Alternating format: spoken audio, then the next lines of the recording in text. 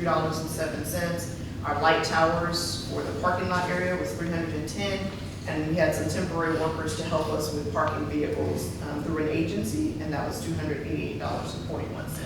So I thought we did pretty well. I would say we did. Thank you, Monica. Sure. So in the money that, so the profit made, that just goes back into the city budget, this is the. Yeah, so actually what we do is, in our budget, we have an expenditure line item for $20,000, because that's kind of been the goal every year. And then, so that expenditure is already in our budget. But if we make 20,000 in sponsorships, then it offset it. So because we made almost that, we really didn't spend any of what we budgeted. So yeah, it just stays in your general fund. For future, I'm just throwing this out there, possibly maybe say, I don't know, maybe next year or something. So I know we got a great turnout, it was a great turnout, I'm not saying that. But maybe we could say, since I'm thinking tying in with 4th of July, first responders, maybe we can get more people out and we could use that money we make to go towards them. Is that possible or no?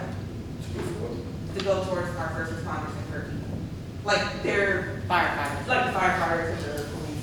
Do you see what I'm saying? Like maybe that could be part of it No, to, or is we have that? so much that it circulates in the general fund, and it's kind of like a reciprocating situation. More like a, kind of like a fundraiser? Well, we got Right. Yes. the volunteer fire department coming back. We We do? gotta Yeah. have the money. Well, that's what I would like to see come back, and that's what. Okay, well, that's yeah. fine, I've got a problem. They Yeah, are, we- they They are are back. back, there's a committee But- already. So they have. Ideas right now. To bring Okay, I back. just wanted, okay, Yeah. that's why I wanted how to get the, okay. You guys are gonna do this monthly for all, but this money will go in our general fund. I see what you're saying. Okay, okay. Okay, is there any more discussion on this? All right, moving on to 8F. Discussion and possible action on appointing up to 4 alternate members to the Building and Standards Commission. We do have one applicant. I have a question. Certainly. Why are there alternates on this commission, there's not alternates on anything else? So the Building and Standards Commission, in our, it's a charter commission, and in an ordinance, it talks about how many members and alternates they're required to have. Because they actually have hearings, and they operate like as a quasi-judicial body. So if we schedule a hearing, and let's say there are 5 members, only 3 of them are available to attend, then an alternate automatically can participate. And that prevents them from not having to cancel a meeting when they've published and posted. Okay, and that's different from P and Z? It's very different. But that can Because it's a also be commission too. Right? It could be what, That's why I'm sorry? asking. You can participate if we can't get an alternate member, right? That I can participate? No, sir. I thought that's what I read in the packet of the city. No, Oh, I can participate as the building inspector section where it talks about presenting the testimony. I can do that, but I can't participate as a member because they vote. Yeah, that's probably the difference. And the So- applicant is here. Oh, right. Please tell me how to pronounce your name. Jacob Cosima. Thank you.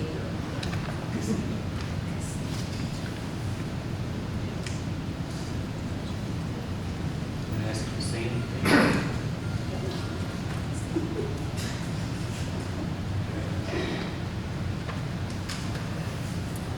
Jacob, I see you're an Aggie. Would you like to get up and introduce yourself?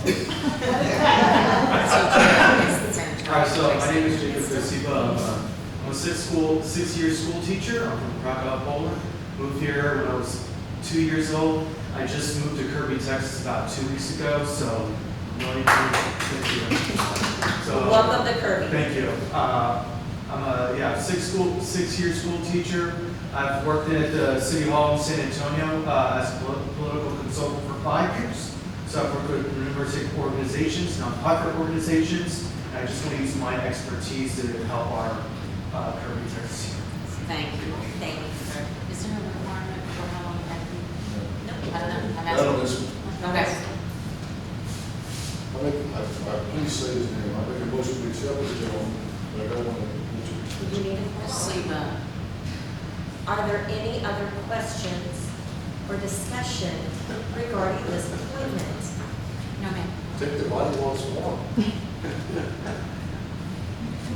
time to request for? I would say thank you for applying. Yes, Thank you. yes. I will entertain a motion. Say it to him, I don't want to. I'll make a Jacob motion. Reciba. Jacob Casiba. Yes. I make a motion to accept this Justin Doolittle. Second. We have a motion on the table by Mayor Pro Tem Grant and seconded by Councilmember Apodaca to accept the application from Jacob Casiba as an alternate to the Building and Standards Commission. City Secretary, please call roll. Mayor Pro Tem Grant, Yes, ma'am. Councilmember Apodaca, Yes. Councilmember Salazar, Yes. Councilmember Greider, Yes.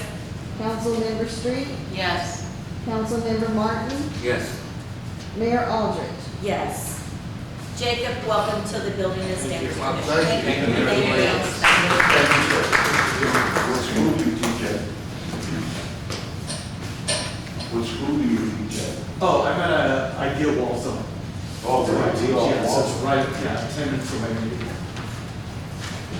All right, moving on to 8G, discussion and possible action on appointment of a member to the Beautification and Recycle Committee. We do not have any applications. 8H, discussion and possible action on reappointing Julie Hinojosa and Clay McBee to the Planning and Zoning Commission. So that would be a 2-year term. They expire in August, so we'll be reappointing them both until August of 2023. And they both want to be reappointed? Yes. Discussion? They've been showing up to meetings. Yes. I will entertain a motion. Mayor, I make a motion that we accept Julie Hinojosa and Clay McBee to remain on the Planning and Zoning Commission for 2 more years, expiring August 2023. Second. Okay, we have a motion on the table by Councilmember Apodaca and seconded by Councilmember Greider to accept the reappointments of Julie Hinojosa and Clay McBee to the Planning and Zoning Commission for the next term of 2 years. City Secretary, please call roll. Councilmember Apodaca, Yes. Councilmember Salazar, Yes. Councilmember Greider, Yes. Councilmember Street, Yes. Councilmember Martin, Yes. Councilmember Grant, Yes, excuse me, Mayor Pro Tem. that's fine. Tyler. Mayor Aldrich, Yes. The reappointment terms for Julie Hinojosa and Clay McBee passes. 8I, update, discussion, and possible action on American Rescue Plan Act funds. I'm gonna ask Patty to pull up, there's a one slide that I want us to start with. Is-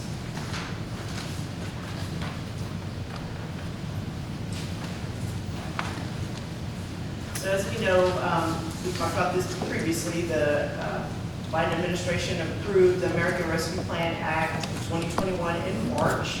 And initially, they said that within 60 days of the bill being signed, or the act being signed, we would receive our allocations. So the U.S. Department of Treasury are the ones that are regulating how the monies can be spent. And the way the distribution is working right now is that entities that are over 50,000, counties and cities are receiving their money directly from the federal government. Anybody that's under a 50,000 population has to get it from their state. So like the last meeting, we had that letter from our county judge that he sent to Governor Abbott, trying to urge him to do the application so that the smaller municipalities can get their allocation. So we haven't received that yet, but Kirby's allocation is the $1,953,953.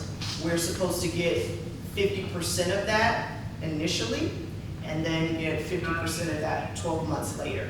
So, in kind of looking at the finances of what staff would be recommending is that out of the first year allocation, the $950,976, that we would split that in half between the general fund and the water fund, so that you all could focus on, whatever projects or things you want to fund within those separately. and then do the same thing 12 months later when we get the remaining money. That way both funds would have an equal distribution.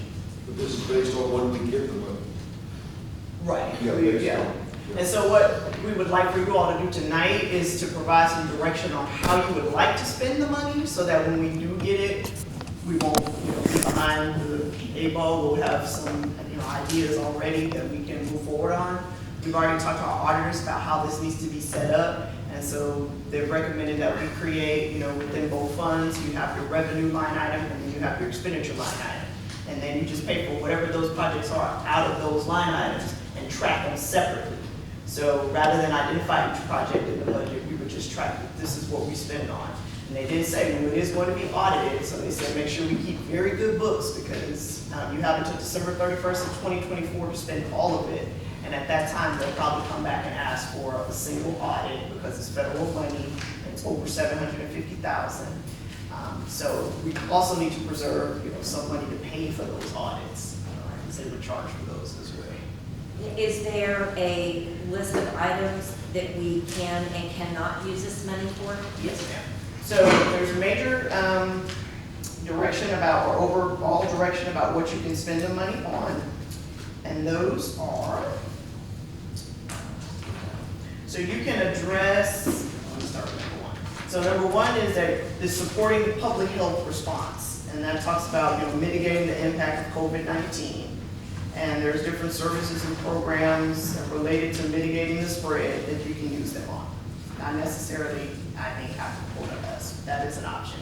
The second one is addressing the negative economic impacts caused by the public health emergency. And that's delivering services to families and workers, supporting small businesses, focusing on tourism, travel, and the hospitality industry, and then rebuilding public sector. So like if we had been hurt in any of those industries, we could use those monies for that. Or we could come up with a small business support program if we felt, currently businesses needed help. The third one is serving the hardest hit communities and families, and it talks about addressing, health disparities, investing in housing and neighborhood, addressing educational disparities, and promoting healthy childhood environments. And the fourth one is replacing lost public sector revenue.